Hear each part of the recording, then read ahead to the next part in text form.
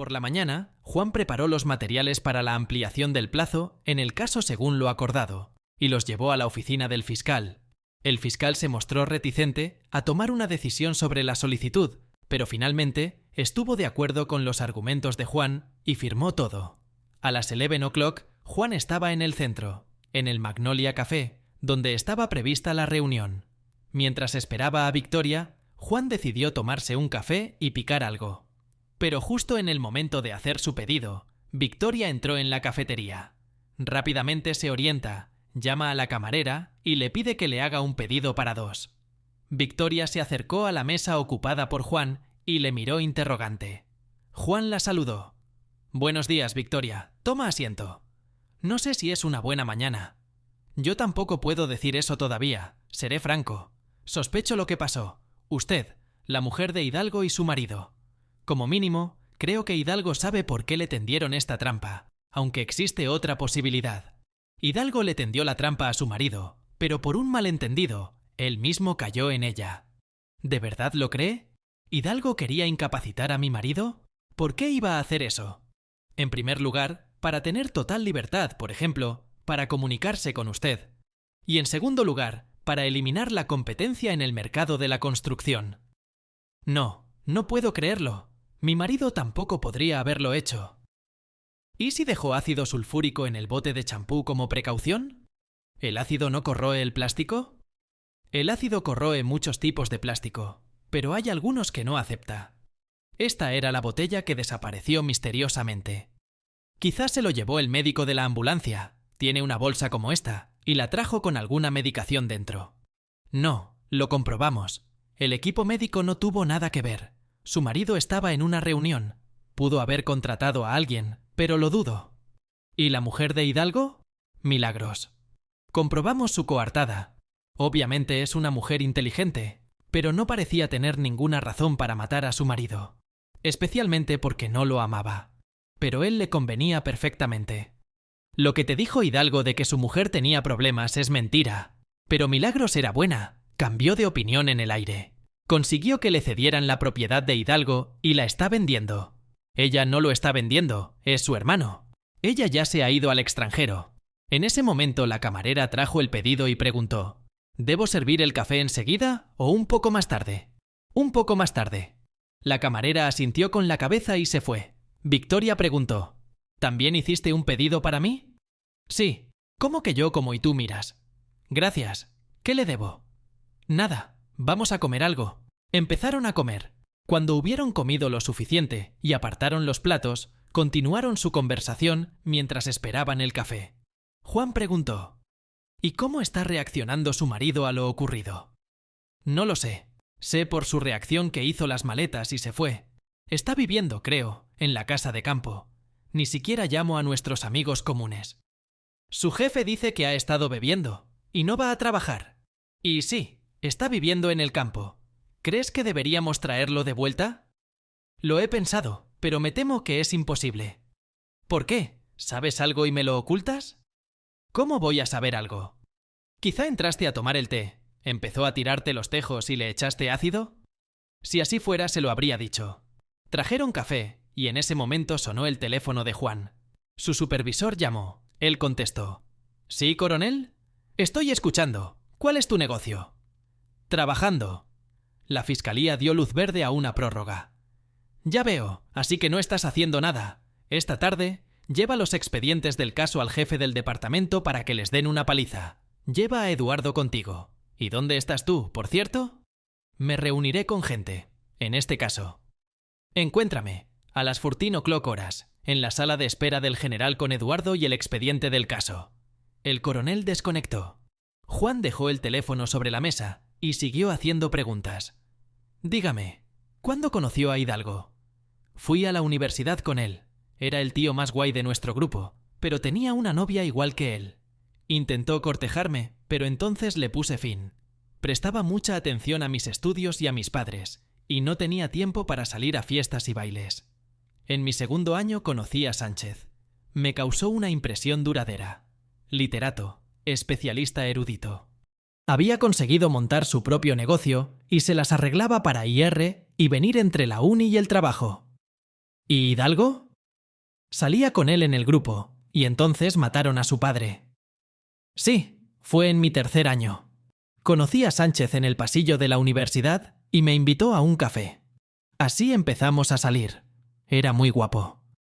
¿Cómo se tomó Hidalgo la muerte de su padre? No lo sé. Realmente no lo conocía tan bien. Pasaba todo mi tiempo libre con Sánchez, con quien empezamos a vivir juntos. Me mudé con él.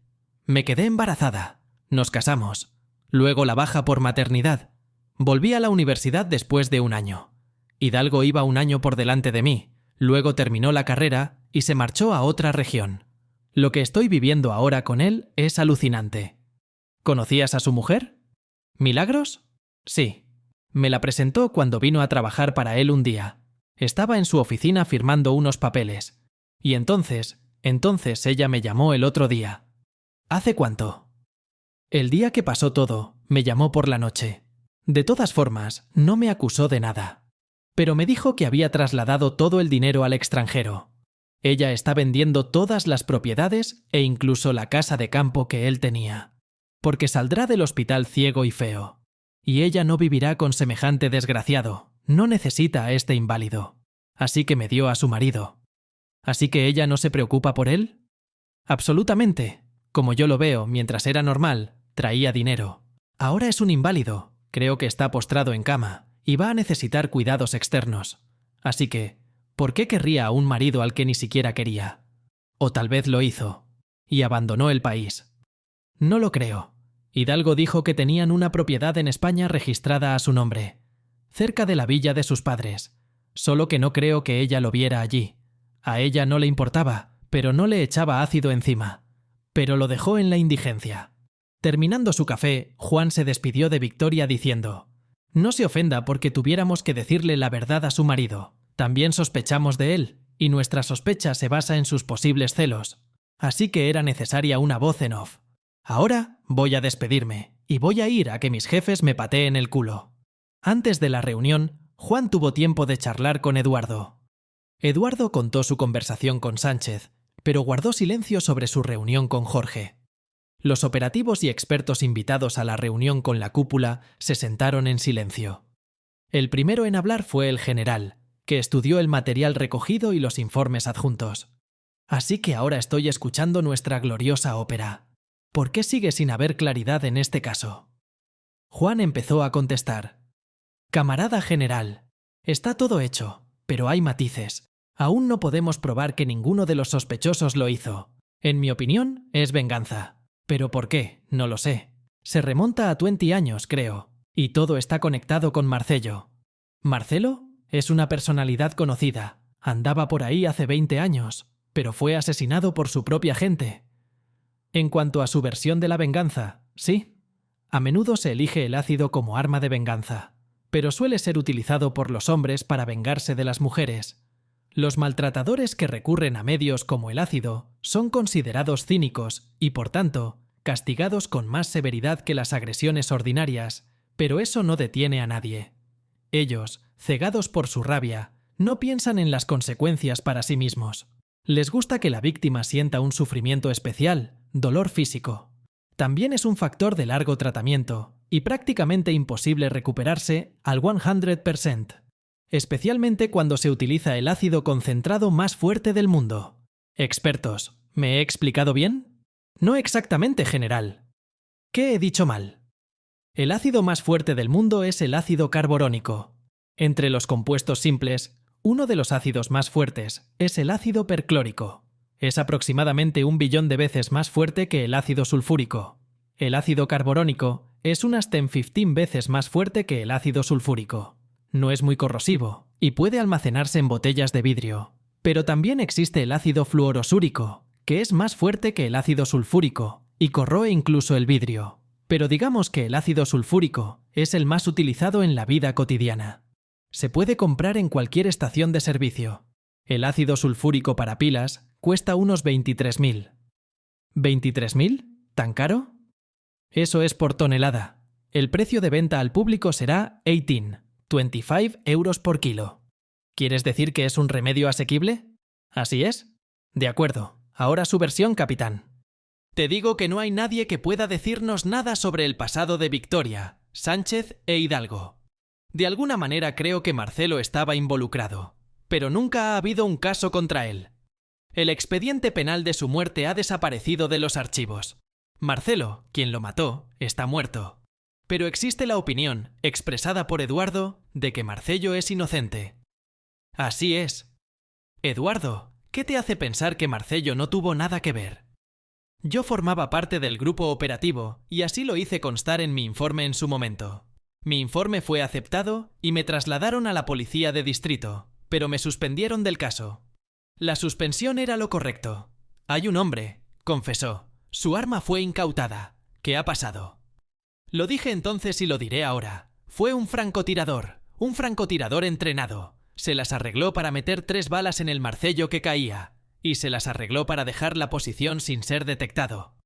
El rifle fue cogido por un chivatazo, una semana después. Me han dicho que su hombre susurró a nuestro detective quién era el tirador y dónde estaba el arma. ¿Dónde está el susurrador? Y nadie sabe hoy de dónde salió esa información. Cuando se llevaron a Rodrigo, no podía levantarse de la cama. Lo llevaron de su casa al hospital. Allí murió. Ni siquiera tuvieron tiempo de interrogarle. Bien, ¿cuáles crees que son las perspectivas para este caso? A menos que la propia víctima admita que fue objeto de represalias, no hay nada. Solo se puede confiar en la negligencia personal. ¿Y negarse a iniciar un procedimiento penal por ello? Eso es probablemente lo que va a pasar. ¿Ha ampliado el plazo para la inspección? Así es. ¡Todo el mundo fuera! Eduardo, quédate. Tenemos que hablar.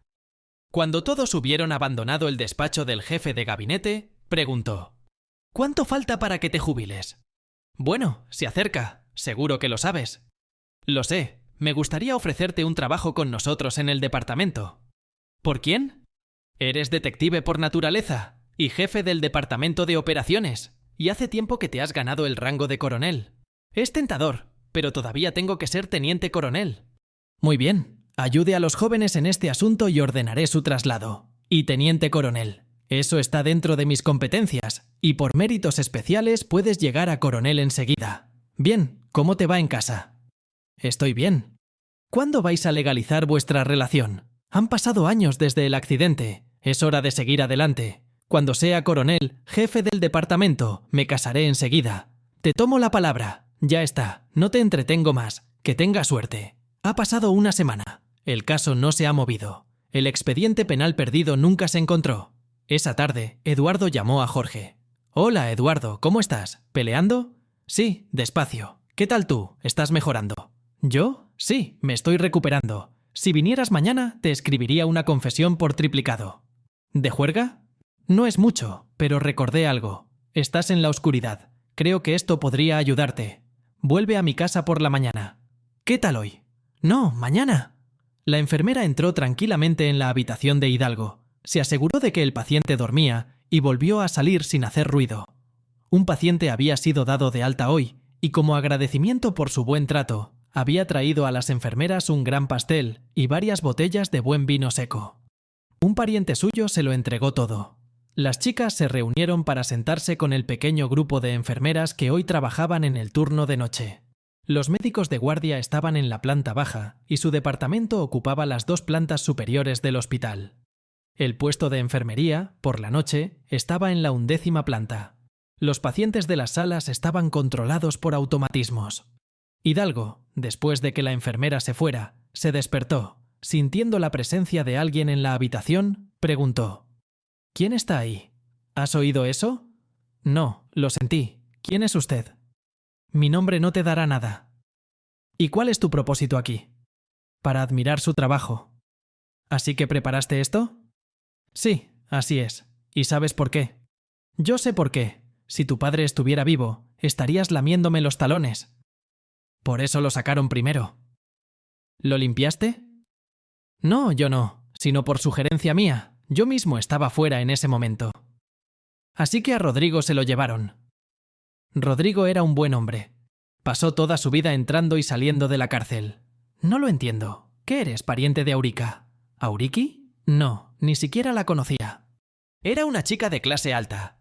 Solo hacía el amor con gente como tú. Le diste las gracias. Dime, ¿cómo la atropellaste? Tuve una discusión con ella. Ella se asustó, salió del coche y caminó hacia adelante. Yo tenía un cigarrillo y decidí alcanzarla. Empecé a conducir y se me cayó el cigarrillo. Cuando lo recogí del suelo, vi que Aurica estaba justo delante del capó. Pisé el freno a toda prisa, pero confundí los pedales y pisé el acelerador. Me detuve y salté del coche presa del pánico. Aurica estaba muerta. Cogí su teléfono, sus documentos y para evitar que me reconocieran, me rocié las manos y la cara con ácido de batería. Llamé a mi padre, que se enteró de lo ocurrido y me dijo que esperara. 20 minutos después, llegó con un guardaespaldas. ¿Por qué la rociaste con ácido? Así que no sabemos quién es por más tiempo. Conoces a los padres de Aurica, ¿verdad? En aquel momento no tenía ni idea de quiénes eran. Lo averigüé más tarde. Pero tu padre los llevó silenciosamente a la tumba. En menos de un año. Entonces, no entiendo. ¿Quién eres? Dímelo tú. Ya llegaremos a mí. Vinieron. Mi padre y Alejandro. Cogieron mi coche, me dieron el suyo y me dijeron que fuera a casa de mi tía Ágata, en un pueblo vecino, y que me quedara fuera de la ciudad una semana. Así lo hice. Tu padre y Alejandro desnudaron a Aurica, la llevaron a las afueras y la abandonaron allí. Antes le rompieron el cuello. Estaba viva cuando la llevaron allí, y al lado estaba nuestro gimnasio improvisado. Allí celebrábamos 3 compañeros, y yo el final de la escuela y el 18 cumpleaños de uno de nosotros. Nos preparábamos para una nueva vida de adultos. Como ya estábamos borrachos, nadie se dio cuenta de que habían tirado a Aurica cerca de nuestro improvisado gimnasio. Por la mañana, la policía nos despertó y se desató el infierno. No tuviste nada que ver. Este nada nos costó 15 años de prisión con reclusión en una colonia penal de alta seguridad. Vale, es culpa mía. ¿Pero qué tiene que ver esto con Victoria? Le tendiste una trampa y arruinaste su vida. ¿No lo sabes? ¿Qué es lo que no sé? Victoria era la amante de tu padre, pero no es pecado salir con quien quiera. Pero ella testificó que nos vio a Aurica y a mí yendo a nuestro gimnasio. Entonces, ¿quién arruinó la vida de quién? Yo no sabía que estaba involucrada y que era la amante de mi padre. Claro que no, ni siquiera estabas en el tribunal. Me dijeron que me mantuviera alejado del juicio e interpretara al hombre apesadumbrado. Al golpear a Aurica, preparaste el escenario para que la mataran. ¿Viste lo que el ácido le hizo a su cara? En realidad, cuando le quiten las vendas, lo verás. No creo que lo haga. Estoy ciego, pero no sabes cuánto me dolió. Sobre el dolor, ¿crees que a Aurica le sentó bien el ácido? Y el hecho de estar ciego. José tenía razón. La mezcla infernal funcionó bien. ¿Quién es José? Una de las personas que arruinaste, y quería ser químico. Pero no lo logró. Se quedó en la zona. Pero tú estás ciego y viviendo, y a Aurica le rompieron el cuello y no vive. ¿Por qué me atacaste cuando han pasado más de 20 años? ¿Te has estado preparando durante tanto tiempo? No, simplemente no queríamos poner a nuestros amigos en peligro, así que pensamos que lo haríamos nosotros mismos. Pero la vida funcionó de otra manera. Tu padre dio la orden de destruirnos, y nos habría atrapado tarde o temprano. Solo cometimos algunos errores. No éramos los chicos buenos de afuera. Nos metíamos en todas las peleas y reyertas, y nos tomábamos el deporte en serio, bombeando nuestros músculos. Y cuando nos condenaron a la misma pena -15 años de régimen estricto, estábamos preparados para lo que nos esperaba en la zona. Y aquí estuvo el primer error del sistema. Nos pusieron en la misma zona, probablemente para facilitar el control y la muerte. Fuimos todos juntos al escenario, y cuando llegamos a la zona, éramos violadores, y allí no los quieren. Nos llamaron para un enfrentamiento el primer día. La gente de la reunión nos conocía perfectamente. Les contamos cómo eran las cosas, y nos creyeron. El hecho de que los policías nos pusieran a caldo en el centro de detención preventiva nos afectó mucho, pero no nos vinimos abajo. Y el hecho de que no admitiéramos nuestra culpabilidad. En general, nos colocaron en alojamientos separados y nos prohibieron que nadie nos tocara. De hecho, nos pusieron bajo tutela. Al principio no entendíamos lo que pasaba. Pero un día, después de apagar las luces, Marcelo nos llamó y nos dijo: «Creo que no tuviste nada que ver. Es más, has sido técnicamente incriminado. Y el hecho de que te diera el trato más favorable es porque Mario es mi hijo. Y confié en ti». Para Mario, esta confesión fue como un relámpago. A continuación, Rodrigo nos contó: Quería casarme con su madre, pero no tuve tiempo. Y ahora es demasiado tarde. No me queda mucho tiempo de vida. Estoy en juicio, igual que tú. Ya les he pagado. Te ayudaré a ti también. Mientras Marcello esté vivo, tú estás en peligro. Saldré en 6 meses y no tendrás un techo sobre tu cabeza. Se reunieron en su consejo y enviaron un mensaje al exterior. Dijeron que habían encontrado un buen tirador, con una insignia de candidato a maestro de deportes de tiro. Lo hablamos. Marcelo abandonó y vino al pueblo. Ya era malo, pero consiguió el rifle. Lo consiguió cuando aún estaba en prisión. Se lo quitó a un preso que le debía dinero. Era un tirador, pero confesó solo lo que estaba probado. Le cayeron 15 años. Se sentó en la zona a jugar a las cartas y se endeudó. Kolya le dio de comer, pero al final exigió un acuerdo. Le dio el rifle y la munición que tenía escondidos. Los tiradores se tomaron el asunto en serio. Rastrearon todas las rutas de Marcelo, su afición a correr por el parque por las mañanas. Resultó que tenían muy buena puntería. ¿Y cómo fue incriminado Rodrigo? Ni hablar. Los policías reparten sus tarjetas de visita a diestro y siniestro. Kolya tenía una, llamó y dijo que había visto el rifle SBD de Rodrigo. Se despidió del tirador, les dio su teléfono y esperó. La policía llegó rápidamente, aunque podrían haberse tomado su tiempo. Ya no caminaba, y el rifle con sus huellas estaba en la esquina. Le inculparon a él. ¿La policía sigue buscando el vial? Esa botella con la que te lavabas la cara era de polipropileno. La puse en el estante del baño, antes de que entraras. En cuanto te fuiste y Victoria se fue contigo, entré y lo cogí. Tengo que decir que fuiste un poco codicioso. Te echaste casi todo el ácido encima. Estaba lo suficientemente concentrado como para pelar la piel de un elefante. ¿Cómo entraste en el piso? Es muy sencillo. Tengo las llaves de su piso. Quiero decir, ella tiene que responder por lo que dijo. Y no es una cerradura difícil. Era fácil de coger. Victoria se fue contigo y olvidó cerrar la puerta en su apuro. Tuve que cerrarla yo mismo. ¿Así que vas a matarme? Oh, no. ¿Por qué debería ponértelo fácil y cargar con el pecado? Puedes hacerlo tú mismo. ¿Cómo? Sencillo. Cuando te sientas en la cama, hay una ventana a tu derecha. Es una ventana moderna de PVC, fácil de abrir. Y listo, es el 12º piso. Me despido de mi mujer. No lo creo. Dime, ¿cuántas veces la has tenido? Una vez, el primer día. ¿Le hiciste algo? ¿Qué te dijo? Que cree en mí, que haremos todas las cirugías que necesitemos. Le he transferido todos sus bienes. Y el dinero de las cuentas en el extranjero está a su nombre. Ya veo.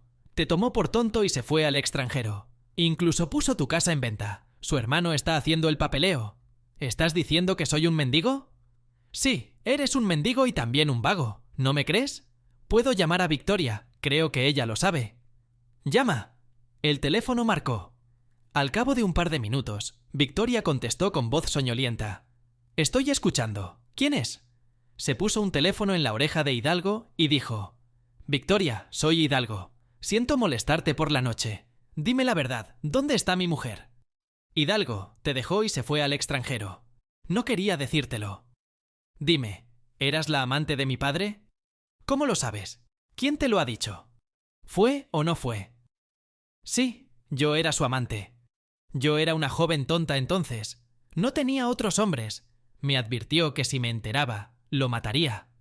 Dime, ¿fuiste testigo cuando Aurica fue asesinada? ¿A petición de su padre?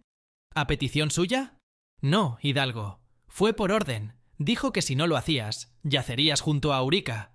¿Así que lo que te pasó está relacionado con la muerte de Aurica? No solo conmigo, sino contigo. Esto es una venganza contra los dos. Pero me obligaron, y yo tenía miedo. Me habría matado. Sonó el teléfono. Hidalgo lo oyó. Adiós, tengo otras cosas que hacer. ¿Y si se lo digo a la policía? Te encontrarán. Encontrarán a los asesinos de mi padre a través de ti. No encontrarán a nadie. Oficialmente 3 amigos, Mario, José y Pepe, están enterrados en el mismo cementerio. Nunca salieron de la zona. Sus familiares también han desaparecido. Los tiradores murieron en un accidente de coche. El accidente de coche fue fingido. Alejandro los mató. Responderá por ello ante nosotros. Créeme, Alejandro no murió fácilmente, así que la policía no atrapará a nadie. ¿Y Alejandro? Alejandro llegó a la zona en un momento tenso, en vísperas de la revuelta. Mientras la turba luchaba contra los guardias, le sacamos todo lo que sabía. Y luego nos pidió que muriéramos. Pero nadie se ensució las manos. Las fuerzas especiales lo sacaron cuando despejaron la zona. Y a nosotros nos cayeron 5 años a cada uno por organizar un motín de masas. ¿Por eso me encontraste después de 20 años? Sí, es por eso. Es la única razón por la que has vivido tanto. Y no le dirás nada a nadie. No quieres confesar que mataste a Aurica. Eduardo fue a casa de Jorge por la mañana. Estaba despierto y la puerta de la casa estaba abierta. Jorge estaba trabajando en la cocina. Cuando oyó pasos, dijo: «Entra, estoy en la cocina. Siéntate. Es sábado y técnicamente es tu día libre». «Buenos días, Jorge. Sí, yo también decidí descansar». «Siéntate a la mesa». «¿Por la mañana? ¿Vodka?» «Es solo un vaso. Confía en mí. Se te pasará la borrachera enseguida». Me pregunto si habrá 150 gramos en este cristal tallado. «Me estás insultando». Lo vertí hasta el borde. Son 200 gramos. Y si vierto hasta el borde superior, serán 250. Tienes que aprenderlo todo. ¿Te acuerdas de Basia o vodka? Lo recuerdo. Era un tipo interesante, genial con los coches. Era mecánico en una estación de servicio. Murió estúpidamente. Resbaló en las escaleras fuera del cine. Se fracturó la base del cráneo. No pudieron salvarlo. Yo estaba trabajando como oficial de la comisaría, procesándolo. ¿Por qué la diadema? ¿Lo sabes? Sí, cuando tomábamos un trago, él siempre decía que vertiéramos sobre el borde. Sus compañeros de bebida me dijeron: «Así es, lo hice. Bebe». Jorge y Eduardo chocaron las copas y bebieron. Inmediatamente apareció en la mesa una sartén con carne frita, cebollas de la huerta y manteca de cerdo. Comieron en silencio. Jorge cogió una hoja de papel del armario de la cocina y la puso delante de Eduardo. Le preguntó: «¿Qué es eso?» «Un informe de inteligencia preparado por mí, pero que nunca vio la luz del día. Léanlo. El agente que me dio esta información fue Josep». «¿La diadema era tu hombre?» «Sí». Eduardo examinó el papel amarillento y dijo: «¿Está diciendo que el accidente en el que murieron mi mujer y su amiga fue fingido?» «Sí. Pero no era a ellos a quienes querían matar, era a ti. Tu mujer fue a tu lugar de trabajo y se llevó el coche. En una curva cerrada, la dirección y los frenos fallaron y el coche cayó al río. Todo lo que encontraron fue el cuerpo de su esposa. De su amiga solo quedó su bolso y su DNI. Al parecer, la amiga salió despedida del coche al río cuando chocaron contra el guardarraíl. ¿Y qué hiciste con quien inutilizó el coche?» «Nada, quería matarlo. Pero cuando llegué a la estación de servicio, ya se estaba muriendo. Resultó que se le había caído el gato y lo había atropellado el coche». «¿Pero por qué quería matarme?» «No quería hacerlo. Le pagaron». «¿A quién?» «Le pagó Alejandro, el guardaespaldas de Marcelo». «Pero Marcello estaba muerto entonces». «Marcello murió, pero el imperio que creó permaneció. Alejandro sabía muchas cosas y mucha gente, y quería liderar ese imperio. Le favoreció que culparan a Rodrigo de su muerte. Esperaba hacerse con el control de la organización, pero cometió un par de errores tácticos, y cuando se dio cuenta de que tenía problemas, simplemente huyó. Fue encontrado, condenado y cumplió condena. En la zona fue asesinado por las fuerzas especiales durante un motín, al despejar la zona. Resulta que sostenía algo que parecía una ametralladora, y estaba clavado en sus manos, y tenía una mordaza en la boca, y el cuerpo tenía marcas de tortura, pero nadie le prestó atención. Lo sé, leí esa orientación, pero lo que no entiendo es ¿por qué decidió matarme? Por tu memo de que Rodrigo no tuvo nada que ver con el asesinato de Marcello. Además, te vieron hablando con alguien del clan de los padres muertos de Aurica. Sí, me has dejado perplejo. Y eso no es todo.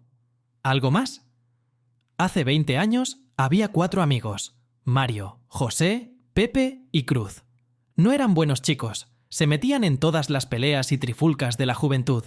Eran temidos, nadie iba contra ellos, a su nivel. Y había una chica, Aurica, de la juventud dorada, o, como se dice hoy en día, de los mayores. Un día, el lugar de destino recibió una llamada muy temprano por la mañana. Un hombre, paseando a su perro cerca del llamado gimnasio, encontró el cadáver de una mujer desnuda. Llegó un grupo especial y encontró el cadáver de una mujer. Tenía la cara desfigurada por el ácido. Más tarde se determinó que era Aurica. Mario, José, Pepe y Cruz, medio borrachos, fueron detenidos en el gimnasio. Marcelo tomó el control del caso. Los chicos no confesaron el asesinato, pero las pruebas necesarias sobre pequeñas cosas fueron creadas artificialmente.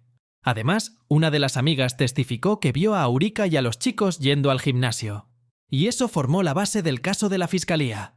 ¿Quién creó, o más bien falsificó, las pruebas? Lo hice. ¿Quién es el amigo? Y esa amiga, ahora la mujer de Sánchez, Victoria. ¿Pero por qué lo hizo? No lo sé. Sin embargo, aquí hay una fotocopia de la denuncia penal. No sé quién la puso en mi casa, pero supongo que pronto vendrán a por mí, como hicieron con Hidalgo y Victoria. ¿Qué tiene esto que ver con Hidalgo? Él estaba viendo a Aurica. Incluso parecía decidido a casarse con ella, pero ni siquiera me dejaron hablar con él. Al mismo tiempo, vi una botella vacía de ácido de batería en el coche en el que llegaron Marcelo y Alejandro, que fue descubierta más tarde durante un registro minucioso del gimnasio. E Hidalgo condujo el coche todo el tiempo. ¿Dónde está este cuarteto ahora? Oficialmente, 3 de ellos murieron en la zona. El cuarto debía haber sido liberado hace 3 meses. Aquí está el expediente original del asesinato de Marcello, con sus direcciones. Cruz es el único que queda vivo. ¿Así que tú eres el que robó el caso criminal? Sí, así es. ¿Crees que irá a por ti? Supongo que sí, aunque tal vez envíe a alguien. Después de todo, ha cumplido 20 años por nada, por mi gracia. Pero ha vuelto a cometer el delito.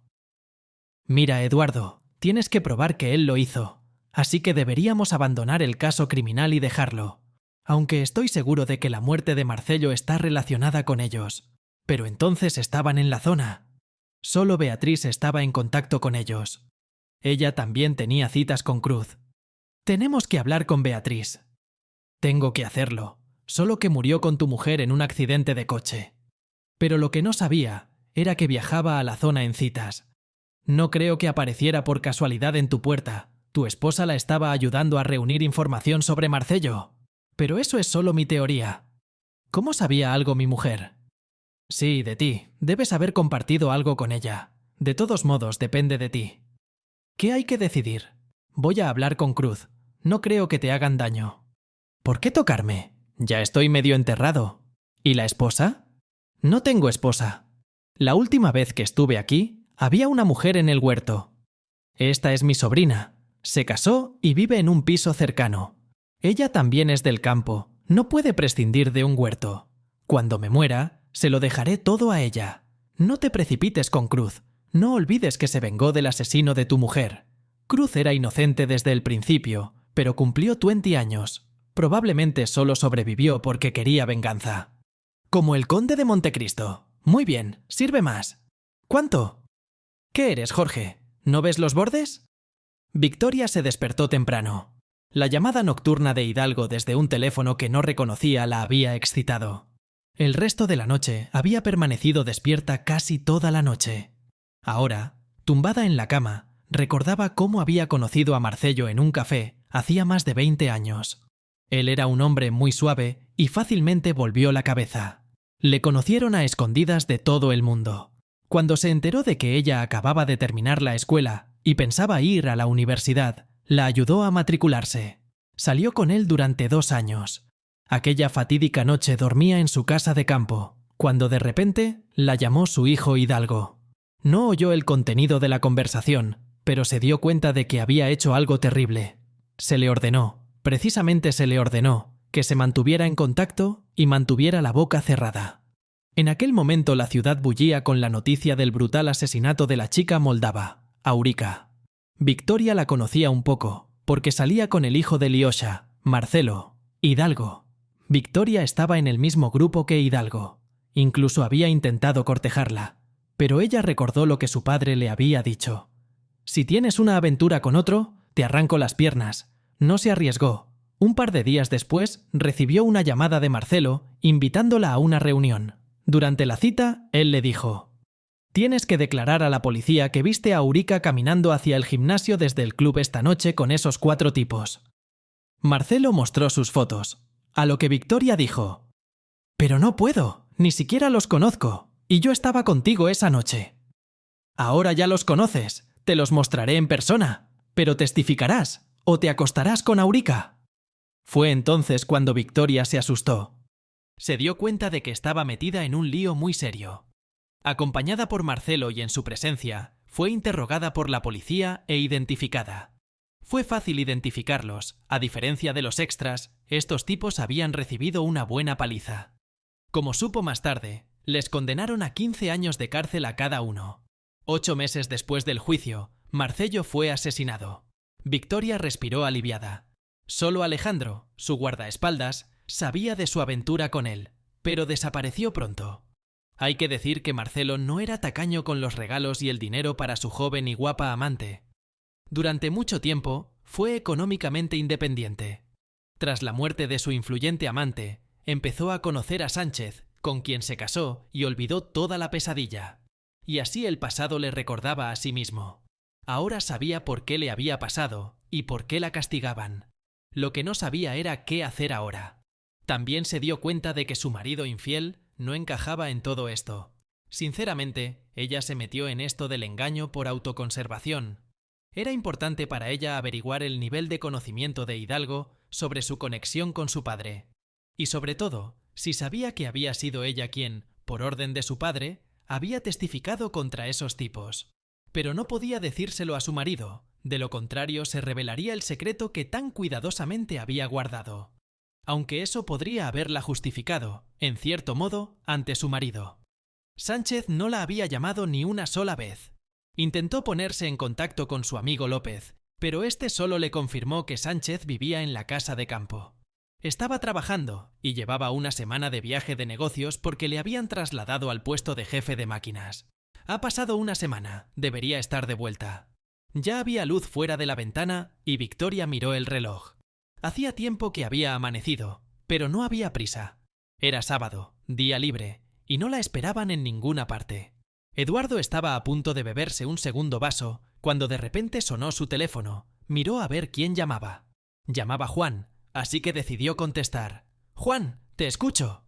«Eduardo, siento molestarte en tu día libre. Me han llamado de recepción». «¿Qué ha pasado?» «Sucedió. Hidalgo se cayó por la ventana del pabellón». «¿Qué? Es el piso 12». «¿Alguien vio eso?» «Vigilante». «¿Qué dice?» «Aún no lo sé». Lo encerraron en una institución mental. Dijeron que corría gritando que una momia volaba. «¿Cuánto tiempo ha pasado?» «Y estaba oscuro». «¿No lo tiraron?» «No, aparentemente no». Lo hizo. Se levantó, fue a la ventana, la abrió y se cayó.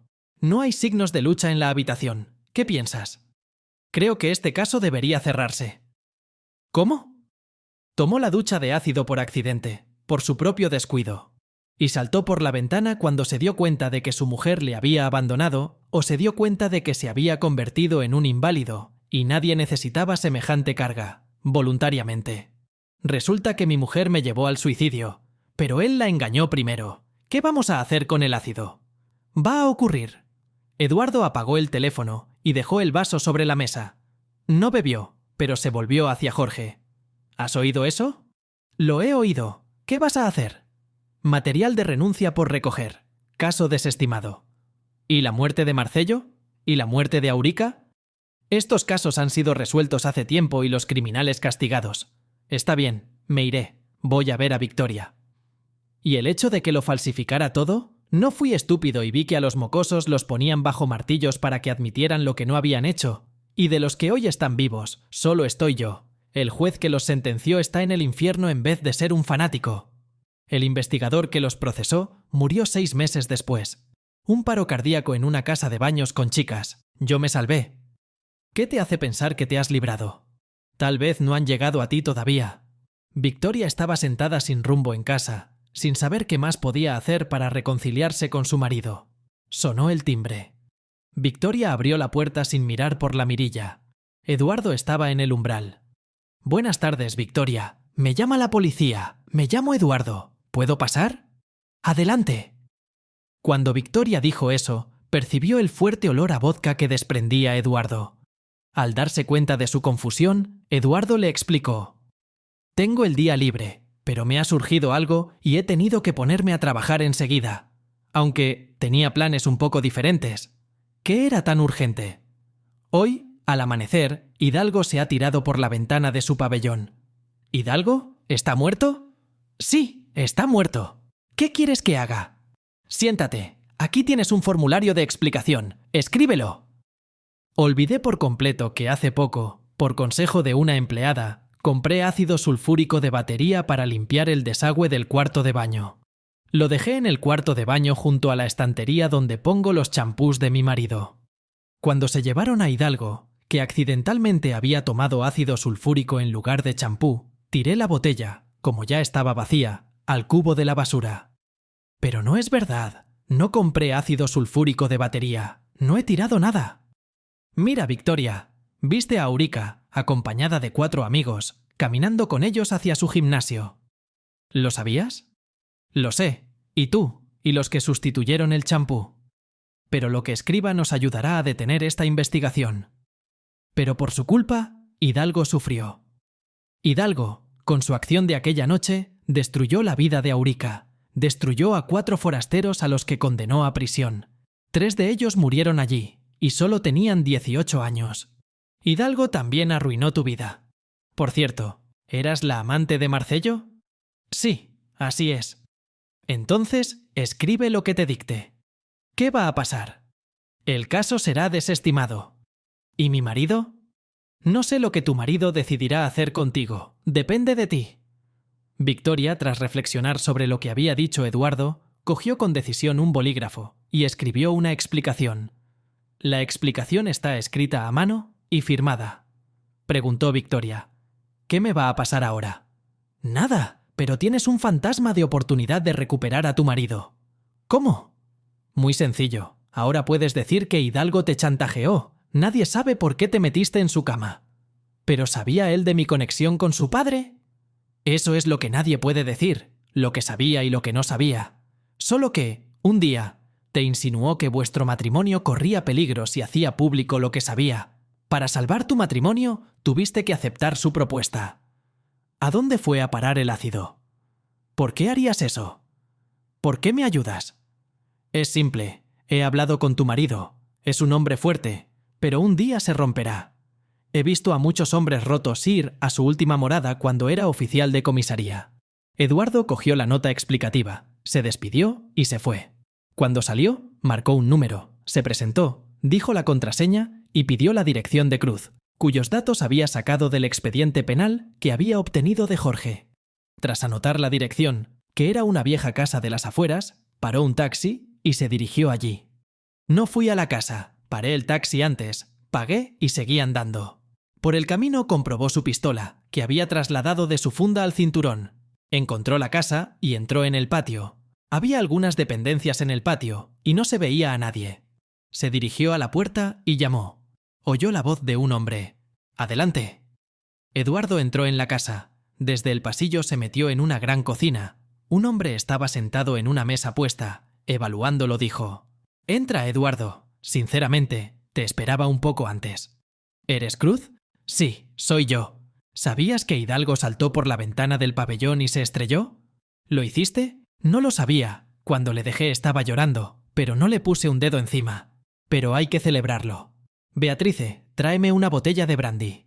Beatriz entró en la habitación con una botella de coñac.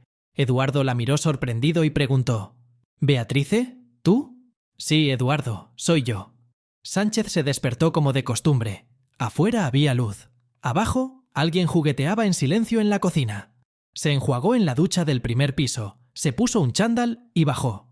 Su hija y su hijo, que habían llegado muy tarde la noche anterior, estaban sentados en la cocina, comentando lo que Sánchez les había dicho en la cena. Llegaron de repente, de verdad. Su hija le llamó desde la estación diciendo: «Papá, hola, estoy aquí con Dani. ¿Dónde estás?» «Hola, Mónica, estoy en mi casa de campo. Ven a verme». Una hora más tarde se abrió la verja y los niños Sánchez entraron en el patio. Mónica era un año mayor que Dani. Como era la mayor, fue la primera en interrogar a su padre. Entonces, ¿qué está pasando aquí? ¿Por qué nos enteramos de los acontecimientos de tu vida por otras fuentes? No tengamos prisa. Ven a la cocina, te daré de comer. Hablaremos en la mesa. Entraron en la cocina y la mesa ya estaba puesta. Sánchez contó a los niños todo lo que había pasado. Mónica fue la primera en preguntar. Dime, ¿qué dice tu madre? No he hablado con ella desde el día que descubrí que me engañaba. Papá, sois como niños pequeños, por el amor de Dios, todos estos años juntos y ahora de repente. Sí, me doy cuenta de que engañar no es poca cosa, pero podríais hablarlo, discutirlo y seguir adelante. No sé lo que mamá va a decir por sí misma todavía. Especialmente no sé lo que ha decidido, pero... Papá, sea lo que sea, estoy contigo. Pero creo que deberías escucharla antes de tomar ninguna decisión. Prométeme que invitarás a mamá mañana y hablaremos todos. Si nos metemos en medio, podemos dar un paso atrás. Vamos, hija, hagámoslo. Nos levantaremos por la mañana. Nos levantaremos y decidiremos. Ahora cenad e id a vuestras habitaciones. Si quieres, siéntate en el pasillo a ver la tele. El hijo se levantó y dijo: Mónica tiene razón, necesitas conocer la posición de tu madre. Pero de todos modos, estoy contigo. Y como no tengo hambre, me voy a la cama. ¿Quién está en contra? Vamos, buenas noches. Dani se fue a su habitación. Mónica le siguió con la mirada y le dijo a su padre: Papá, sabes que se va a casar pronto. Aquí tienes más detalles. Conocí a una chica de nuestro pueblo. Ahora viven juntos. Dani tiene un piso. Ella también es estudiante. De todos modos, ¿necesita dinero? Nunca me dijo nada al respecto. Ya veo. Y también necesitas dinero. Papá, no vine aquí por el dinero. Hija, yo también fui joven, y yo también cuando estudiaba necesitaba dinero. Eso no tiene nada de malo. Yo te ayudaré. Todavía puedo hacerlo y tengo dinero para ti. Termina tu comida, y yo empezaré a lavar los platos. Papá, comeré y me lavaré. Tú eres el que lo tiene todo por delante. ¿No te vas a casar? ¿Para quién? Por Rojo. ¿Cómo sabes de él? Tú nos descubriste, así que yo te descubrí a ti. Eso nos dijo la prometida de Dani, que vino a ver a su padre. ¿No tienen mamá? Sí, vivía allí con ella. Alquilaron un piso allí. Su padre acababa de salir de la cárcel. Nunca vio a su hija. ¿Qué edad tiene la hija? No lo sé, pero definitivamente eran 18. ¿Dónde está su madre ahora? ¿A dónde? Su marido volvió. Ella fue a su casa. Tienen una casa aquí. ¿Por qué no trajo a su nuera a conocerla? La dejamos en casa de sus padres porque estamos teniendo nuestra propia pelea. ¿Cómo se llama? Samantha. Beatriz puso el brandy sobre la mesa. Eduardo miró a Cruz, que estaba tranquilo. Miró a Beatriz. Cruz, interceptando esa mirada, dijo: Beatriz, siéntate con nosotros. Tenemos mucho de qué hablar, sobre todo porque Eduardo tiene preguntas y necesita respuestas. Como futuro jefe del departamento, no puede estar a oscuras. ¿Tú también lo sabes? Aunque lo hablé en privado con el general. Lo sé muchas cosas. El teléfono sonó en la habitación. Responde una agradable voz femenina. Eduardo preguntó: ¿Hay gato encerrado en esa habitación? No, nuestra hija Samantha está ahí. Llegó anoche con su prometido. ¿Y sabes quién es el novio? No soy un sábelotodo. Es una pena. El novio es el hijo de la Victoria, ya sabes. La salvó del champú y de un castigo más severo. No, ya la han castigado bastante. Su matrimonio está a punto de desmoronarse. Aunque mantenga unida a su familia, la relación sin nubes que tenía ya no existirá, y eso para el resto de su vida. Victoria solo tenía miedo de lo que Aurica pudiera hacerle, así que fingió. Solo se había puesto en contacto con Hidalgo ahora porque quería saber lo que él sabía sobre su conexión con su padre y su implicación en el caso de Aurica. Victoria temía el chantaje y que la verdad saliera a la luz. ¿Y qué sabía él? Nada. Pero si Hidalgo hubiera dicho que sabía algo, creo que en defensa de sí misma, de su familia, lo habría matado ella misma. Pero entonces Hidalgo se lavó la cara con ácido. ¿Así que admites que eres responsable del lavado con ácido de Hidalgo? Ni hablar. Con esa imaginación me vas a colgar la muerte de Marcelo. Hablando de Marcello, ¿quién lo mató? Una hermosa chica entró en la cocina y todo el mundo se quedó en silencio. Ella dijo: «Hola». y se volvió hacia Beatriz y Cruz. «Mamá, papá, Dani viene a recogerme en el coche de papá. Quiere que conozca a sus padres. ¿Puedo ir?» «Claro que puedes. Eres una chica adulta, sobre todo si ya vives con él. Porque nos queremos. Debes estar celoso, ¿verdad?» «Vete, hija, y no escuches a nadie. ¿Necesitas dinero?» «Vamos». Samantha cogió el dinero de manos de su padre, le besó y, satisfecha, se largó de casa. Eduardo preguntó: «¿Continuamos la conversación? Supongo que nos hemos detenido en la muerte de Marcello». Beatriz sonrió.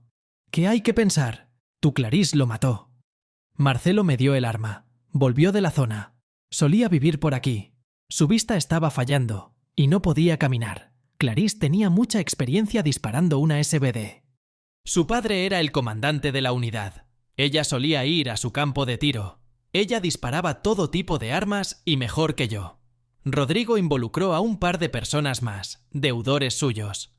Le contaron todas las rutas de Marcelo, sus hábitos. Les gustó especialmente que hiciera ejercicio en el parque todas las mañanas, trotando, manteniéndose sano. Yo ya estaba embarazada de 7 meses. Samantha estaba embarazada. Así que me limitaba a cubrir a Clarisse. Era fácil disparar. Marcelo corría por el callejón hacia las balas. Llegamos. Ella disparó 3 tiros, limpió el arma y escapamos con suerte en su coche. Le llevamos el rifle a Rodrigo y nos despedimos de él. Te preguntarás por qué matamos a Marcelo. Preguntaré. Por los chicos que metió en la zona para nada, por mi hermano. Marcelo mandó cartas después para que los mataran en la zona, pero resistieron, aunque no todos volvieron. Por esa chica, Aurica. Era joven, todavía una tonta. Un cabrón le echó ácido, y el otro, al ver que estaba viva, le rompió el cuello. Y luego, temeroso de responder ante su familia, también los destruyó. Pero la familia de Aurica murió en un accidente de coche. Sí, igual que tu mujer. Cruz, mientras tanto, abrió un coñac, lo sirvió para todos y ofreció: «Vamos, Eduardo, honremos a los que cayeron como víctimas inocentes, y a tu mujer también». ¿Y cómo se involucró mi esposa Clarisse en todo esto? En primer lugar, Clarisse era candidata a maestra de deportes de tiro, como yo, y yo estaba en el mismo club de tiro con ella. Salió con mi hermano Pepe antes que contigo. Pero no fue nada de eso. Además, Pepe, como yo sé, soñaba con otra chica. Cuando Pepe y los chicos se sentaron, Clarisse te conoció y se enamoró de ti. Era muy amiga mía y le conté lo que estaba tramando. Ella se ofreció a ayudar. Y tú acababas de ser transferido al CID. Ese día, ella vino a esta casa en tu coche. Tomamos el arma y condujimos a la escena. ¿Cómo murió Clarisse y por qué estás vivo? ¿Cómo murió? No lo sé. Yo estaba con ella ese día. Básicamente, estábamos discutiendo la información que Clarisse obtuvo de ti. Fuiste el primero en darte cuenta de que no era Marcello. Fuimos a tu oficina, nos diste un coche. Me viste entrar en el coche y pensaste que iría con ella. Pero con Clarisse conduje unos 500 metros hasta la clínica prenatal y había un puesto de ambulancias. Las ventanas estaban abiertas y oí la llamada de que un coche había caído al río y el número de ese coche. Entonces llamaron a los médicos porque era muy profundo. Es imposible hacerlo sin un buzo. No estabas en casa, conduje yo mismo. Marcelo nos enseñó: si las cosas van mal, ten un agujero de repuesto. Así que me escondí.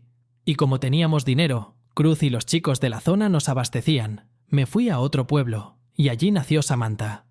¿Por qué no te han encontrado? Tenía 2 pasaportes. Dejé uno en mi bolso, en el coche. Me buscaban con mi nombre de soltera. Ya estaba usando el nombre de Cruz. Él y yo firmamos en la zona. ¿Por qué decidieron eliminarme? Después de todo, acabo de graduarme en la escuela de policía. Aún soy joven. No me he cruzado en el camino de nadie, respondió Cruz. Cuando hablamos con Alejandro en la zona, nos dijo que habías empezado a cavar para él y que, efectivamente, había planeado cargarse a Marcelo él mismo. Pero aún no había llegado el momento, y los preparativos ya estaban hechos. Tenía miedo de que lo atraparan. Y entonces llegó tu informe. Así que decidió eliminarte. Y entonces, uno de los detectives localizó al mecánico que retiró el coche del servicio. Alejandro mató a ese mecánico en la estación de servicio, fingiendo un accidente. Resulta que Josep también lo sabía, así que lo mató en el centro. También un accidente, pero se dio cuenta de que iban tras él, así que Alejandro huyó. Bueno, ¿cómo te enteraste de la aventura de Hidalgo y Victoria? Cuando Cruz quedó libre, empezamos a reunir información sobre Hidalgo. Llevaba tiempo en nuestro radar. Sabíamos que se había mudado a nuestra ciudad, a la organización para la que trabajaba Victoria. Yo también conseguí un trabajo allí. Como limpiador, tenía acceso incontrolado a todas las oficinas por la noche. Instalé un dispositivo de escucha. Nos enteramos de la fecha. Ya teníamos la llave del piso de Victoria. ¿De dónde es la llave? El prometido con el que vive Samantha tenía un juego de llaves de la casa de su madre y un día las perdió. ¿Y ahora qué?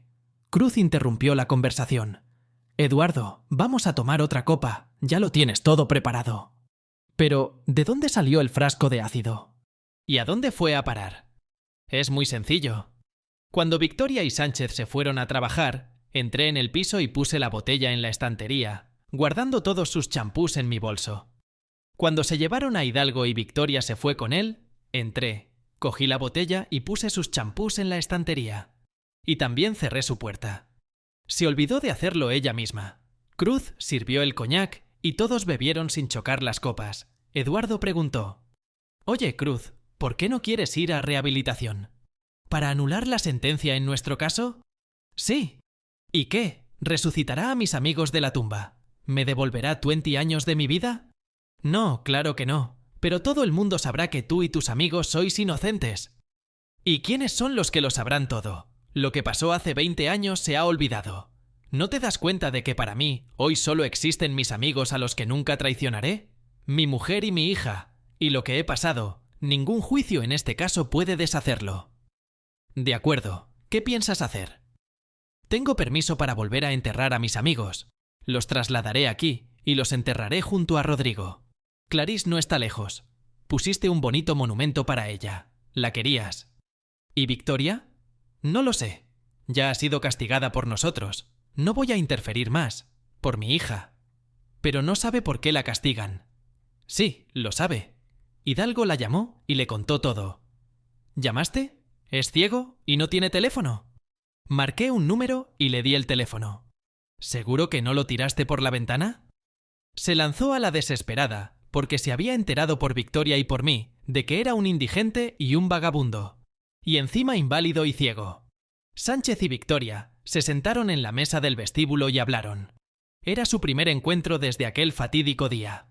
Hoy, aprovechando que padre e hijo habían ido al garaje a arrancar el coche, Mónica llamó a su madre y le dijo: «Mamá, estoy aquí con Dani y estamos en la casa de papá. Creo que deberías venir y disculparte con él por lo que has hecho. Hablar con él. Sobre todo porque Dani va a traer a su prometida para que conozca a sus padres esta noche».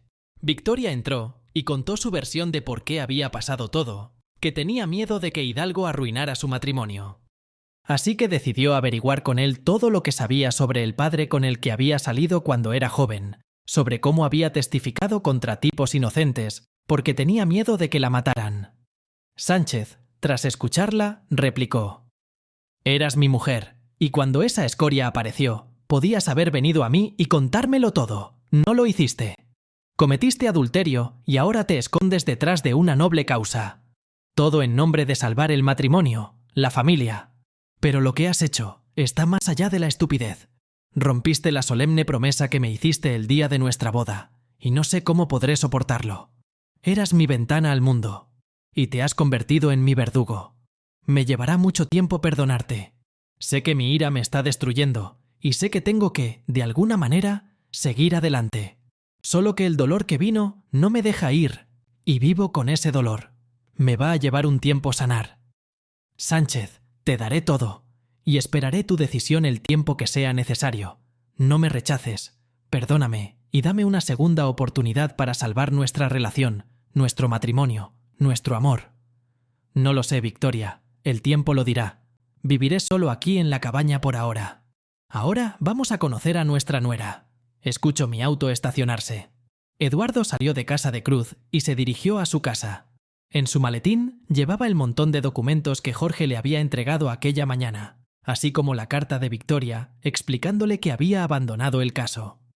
De camino se detuvo en el cementerio de la ciudad. Se acercó a la tumba de su primera mujer, Clarís, con la que había vivido poco tiempo. Depositó en el monumento las flores que había recogido en el patio de Cruz, se sentó en un banco y habló. «Hola, Clarice. Siento haber estado fuera tanto tiempo. Hoy he aprendido mucho sobre ti. Qué estúpida fui. No te creía que tu padre, que abandonó a tu madre, era coronel y mandaba una unidad militar, que participaste en competiciones de francotiradores del ejército e incluso ganaste. Cuánto no sabía de ti. Y hoy he descubierto por qué moriste. ¿Y quién es el responsable? Lamento no haber podido protegerte. Hoy he tomado una decisión. Te dejaré ir de mi corazón y seguiré adelante con mi vida. Y vendré a ti, en más de un sentido. Y hoy, créeme, he tenido un día muy duro». Al cabo de media hora, Eduardo se levantó y se fue tranquilamente a casa. Federica se reunió con él en casa. Al verle, chistó alegremente, le besó en la mejilla y al oler el alcohol preguntó: «Eduardo, ¿cuáles son nuestras vacaciones?» «Federica, ha sido un caso duro y todo ha salido a la luz hoy». Tras pensárselo un poco, añadió: «Me ofrecieron un puesto en el departamento. De hecho, acepté». «Genial, ¿por qué no vienes a casa más a menudo? Sobre todo porque hay una excusa. Aquí tienes más detalles». «Eduardo, estoy embarazada. Hoy he visto a la doctora en la clínica, me lo ha confirmado. ¿No estás enfadado?» Eduardo abrazó a Federica y le preguntó: «¿Por qué debería enfadarme? Es solo que todo es tan repentino. He estado soñando con esto durante mucho tiempo. Muchas gracias. Además, vamos a ir a la oficina de registro el martes. Nuestro bebé debe tener una mamá y un papá. ¿Me estás proponiendo matrimonio?» «Sí, ¿por qué lloras? He esperado 7 años para esto. ¿Y por qué el martes?» «Es lunes de registro civil. El lunes por la mañana, una foto de Jorge enmarcada en negro apareció en el stand del departamento. Había sufrido un infarto el domingo. Dijeron. Vino una ambulancia, pero no pudieron salvarle». Eduardo entregó los documentos necesarios a Juan, quien, a marchas forzadas, preparó un aviso de baja para verificar el informe de la ambulancia de un paciente con quemaduras químicas. Como la víctima había fallecido y la esposa se había marchado de España, no se envió aviso de baja a nadie. Una semana después, Eduardo fue presentado al personal del departamento como nuevo jefe de la división. Queridos telespectadores, ¿qué harían ustedes si fueran Sánchez? ¿Tiene razón Victoria en esta situación? Escriba su opinión en los comentarios.